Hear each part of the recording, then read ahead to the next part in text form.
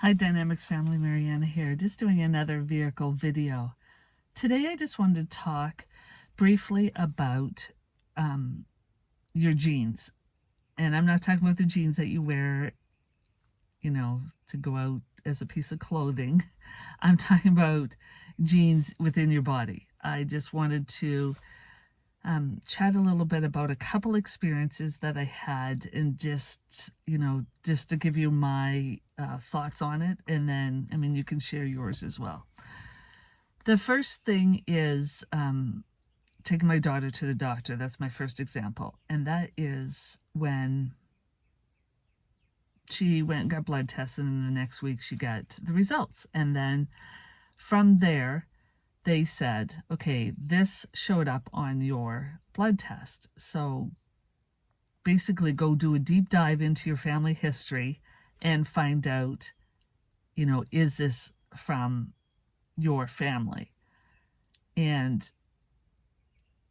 I don't know. Like, it just, I get it. I get it.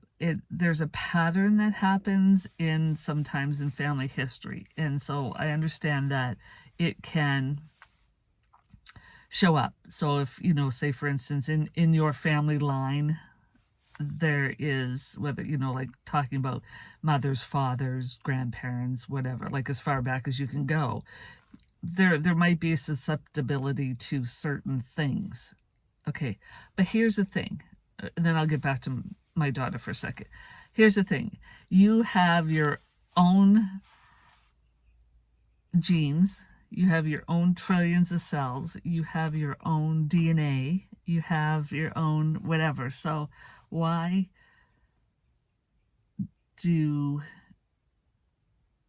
you potentially have to accept that you are in line for the same thing? I get that, there's all the science behind that could happen. But there's also, there's also your thoughts. There's also your belief system. There's also the way you live your life, which may not be the same way as, someone, your great-grandparents or your grandparents that had this, live their life. And with this time and space where there's so much, focus on health and well-being and all that stuff, and so many things that you can do now to help your health along, there is sometimes no reason why you feel like you have to accept when someone says, okay, well, that was from this person, so you're naturally going to get it. So back to my daughter for a second.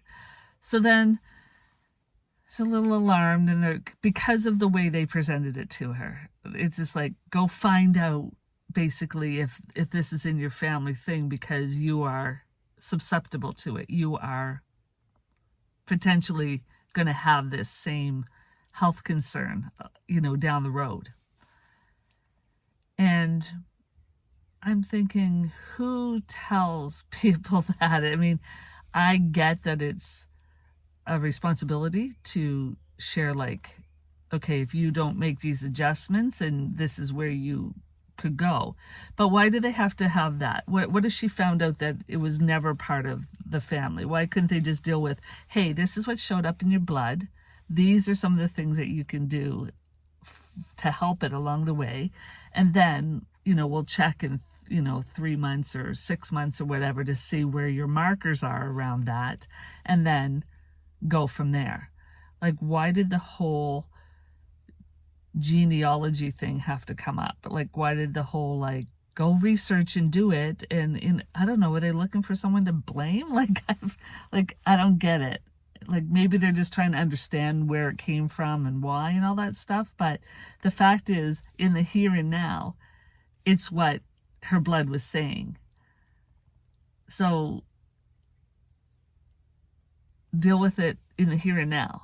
Like, don't go try to find someone to put the blame. Not, I don't know if blame's even the right word.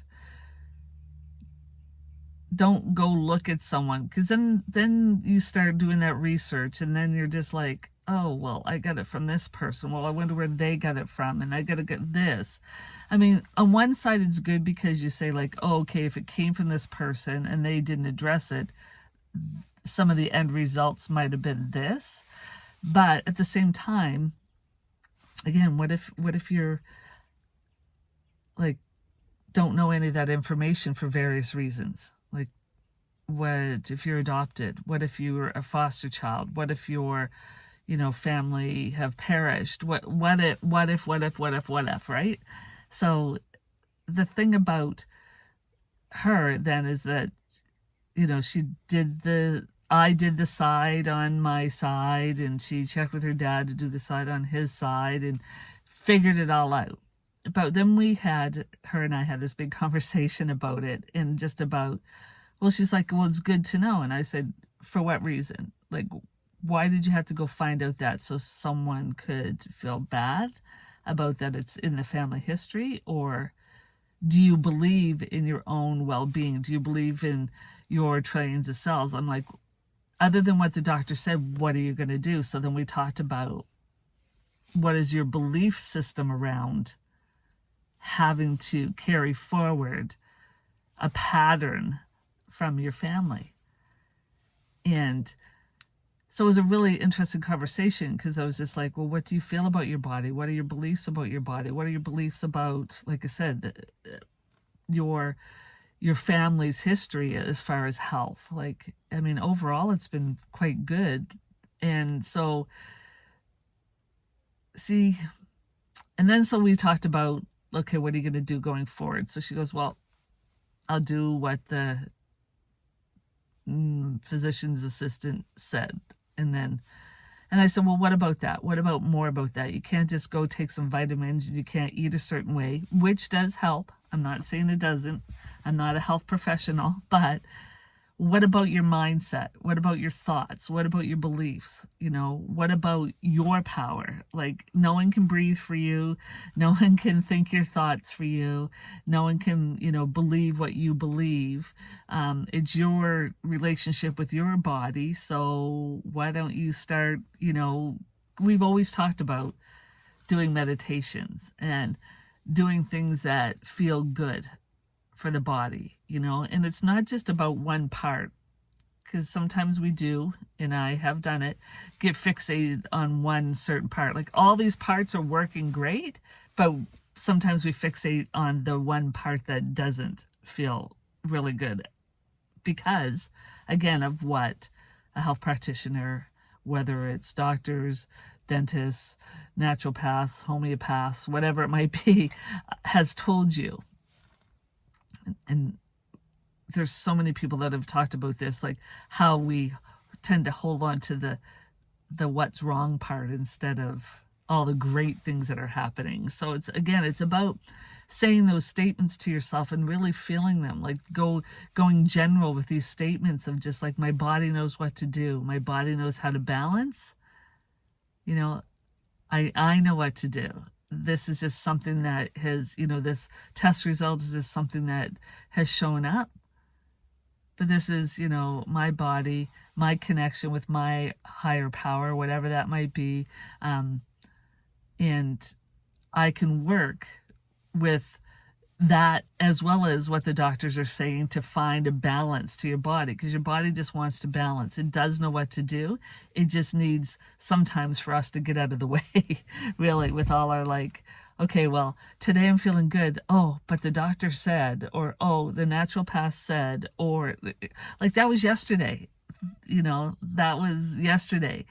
Did you ever take your blood pressure? Have you ever taken your weight?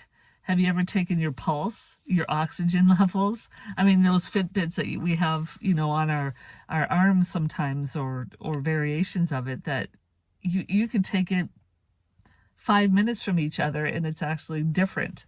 It's actually different results. So I think what I'm trying to get across and what the conversation that we ended up with is that it's a combination of many things.